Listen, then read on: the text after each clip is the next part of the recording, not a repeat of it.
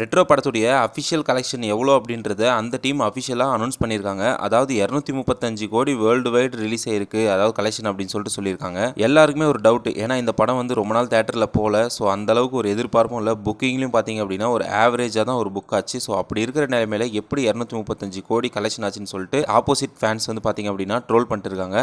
Already இந்த படம் வந்து டூரிஸ்ட் ஃபேமிலியை விட கம்மியாக தான் கலெக்ஷன் பண்ணிச்சு அப்படின்ற நிலைமையில இவங்க இந்த போஸ்ட்டை விட்டது இன்னும் கலாய்க்கிறதுக்கு ஏதுவாக போயிடுச்சு மற்ற ஃபேன்ஸ். அந்த போஸ்ட்லேயே பார்த்தீங்க அப்படின்னா தேட்ரிக்கல் அண்ட் நான் தேட்ரிக்கல்னு சொல்லிட்டு மென்ஷன் பண்ணியிருக்காங்க. அதாவது எந்த ஒரு பாக்ஸ் ஆஃபீஸ் கலெக்ஷனும் தேட்ரிக்கல் மட்டும் தான் அஃபிஷியலாக சொல்லுவாங்க. பட் ஆனால் இவங்க நான் தேட்ரிக்கல், அதாவது ஓடிடி அந்த மாதிரி இருக்கிறதும் சேர்த்து சொல்லியிருக்காங்க. ஸோ எதுக்கு இந்த மாதிரி ஒரு ஃபேக்கானது எல்லாத்தையும் மிக்ஸ் பண்ணி பப்ளிக்கு தெரியணும் அப்படின்றதுக்காக பண்ணுறாங்க அப்படின்றது தெரியல.